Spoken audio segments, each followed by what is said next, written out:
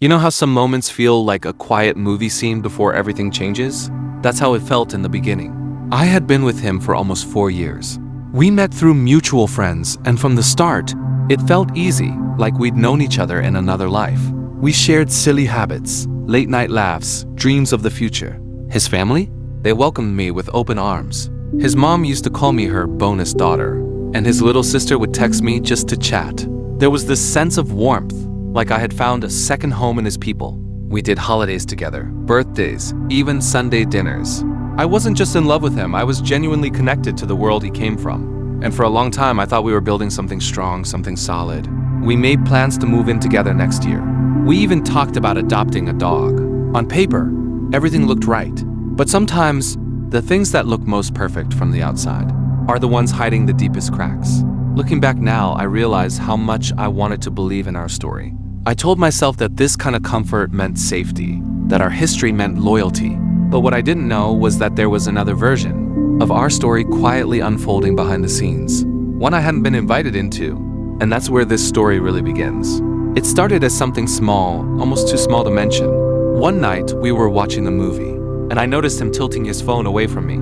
It lit up a few times with notifications, but he didn't check them until I left the room. I brushed it off. We all value a little privacy, right? But once you start noticing one strange thing, the others get harder to ignore. He began spending more time in the other room for phone calls. Messages were suddenly deleted, and his phone, which he used to leave face up on the coffee table, was now always tucked into his pocket, always locked. At first, I tried to talk myself down. I didn't want to be that person, the paranoid one who assumes the worst without proof. I reminded myself that he was kind, thoughtful, and that he loved me. Or at least that's what I believed. But doubt doesn't whisper, it grows louder with silence. One night, he went to the kitchen, leaving his phone behind for the first time in weeks. I remember sitting there staring at it, feeling torn between my values and my need for clarity. I didn't touch it, but the fact that I even thought about it, that shook me. That's when the fear started to settle in, a quiet, constant hum in the background of our relationship.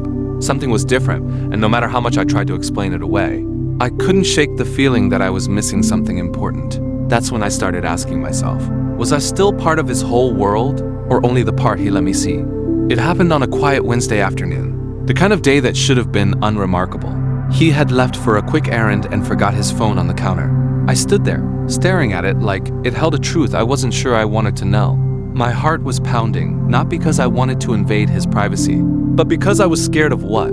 I find if I didn't, so much had already felt off, and I needed peace, one way or another.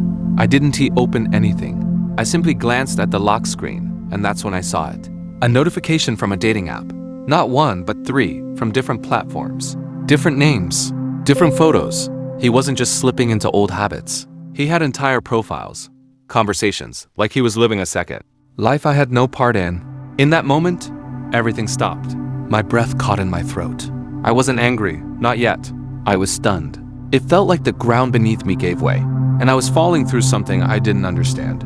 Was I not enough? When did I stop being the person he chose every day?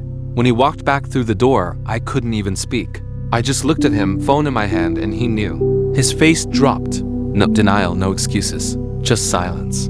That silence spoke louder than anything he could have said. And right then, I realized whatever trust we had was broken. Not chipped, not cracked, broken. I sat down at the edge of the couch, holding the phone in both hands like it weighed more than it should.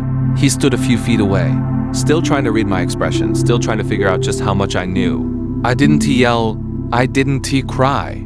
My voice was steady, even though my heart felt anything. But why are there dating apps on your phone? He didn't lie. He didn't rush to deny it or spin a story. He just looked down at the floor and said quietly, I don't know. That hurt more than any excuse he could have given me. I don't know. How do you not know when you're building secret profiles, having private conversations, swiping left and right like your relationship doesn't even exist? He tried to explain, said it was just casual, said he never met up with anyone, said it was more about the attention. But what he didn't understand is that emotional betrayal is still betrayal. It doesn't matter if you never crossed the physical line, when you've already stepped so far over the emotional one. I asked him point blank, did you ever plan to tell me? He just shook his head. That silence again. Cold, empty, final. At that point, I wasn't looking for apologies. I was looking for clarity, and now I had it. This wasn't a mistake. It was a choice he made, again and again, behind my back. That was the moment I realized we weren't partners anymore. We were two people living in very different versions of the same story. That night felt endless. The house was quiet, but my thoughts were loud. Too loud. I kept hearing his words on repeat. Not the ones he said, but the ones he didn't. The silence. The absence of remorse. The weight of betrayal sitting in my chest, like a stone I couldn't put down. I didn't cry right away. I just sat there, trying to make sense of it. Replaying our memories, our laughs, our shared routines, and then wondering how much of it had been real. There's a kind of heartbreak that doesn't come with yelling or doors slamming. It's quieter. It's slower. It's the kind that creeps in when you realize the person you trusted most was hiding. A version of themselves you never really knew. I started questioning everything. Was I too trusting? Did I miss the signs? Was I holding on to a picture of love that didn't actually exist? But as the hours passed, I started to shift. I realized I had every right to feel hurt, but I didn't deserve to feel ashamed.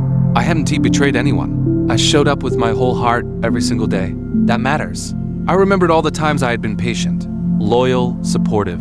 Even when things were hard, I didn't fail this relationship. He did. Not because he was imperfect, but because he made the choice to be dishonest. That realization didn't make the pain disappear, but it helped me start to breathe again. I wasn't broken. I was just grieving something I thought was real, and I was slowly starting to understand. I deserved better. The next morning, the light felt different. Not brighter, but clearer. I didn't have all the answers, but I had clarity. And sometimes clarity is more important than comfort. He came into the kitchen, quiet, maybe waiting for me to make the next move. And for the first time in a long time, I wasn't waiting for him to speak. I already knew what I needed to do. I told him I was leaving, not out of anger, not out of revenge, but because I needed to protect my peace.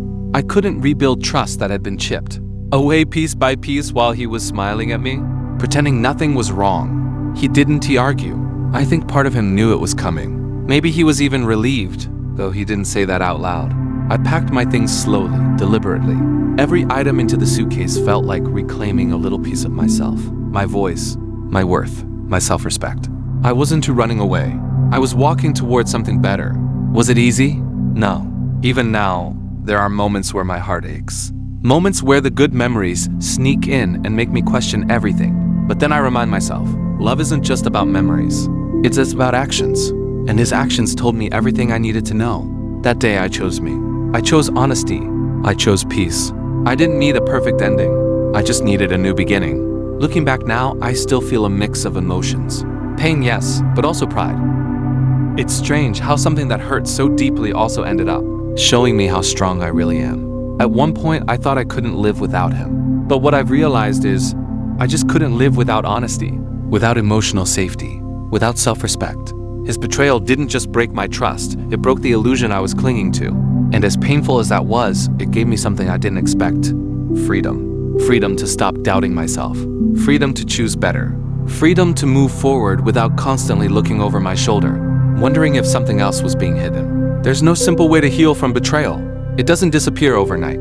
But every day I've spent choosing peace over conflict, self-love over resentment. I felt a little lighter. To anyone listening who's been through something similar, I want you to know, you're not overreacting. You're not too sensitive. You're not asking for too much. You're asking for honesty, and that's never wrong. And if you've ever had to make the heartbreaking decision to walk away, even when your heart wasn't ready, I hope you know how brave you are. Thanks for listening to my story. If it resonated with you, I'd love to hear your thoughts in the comments.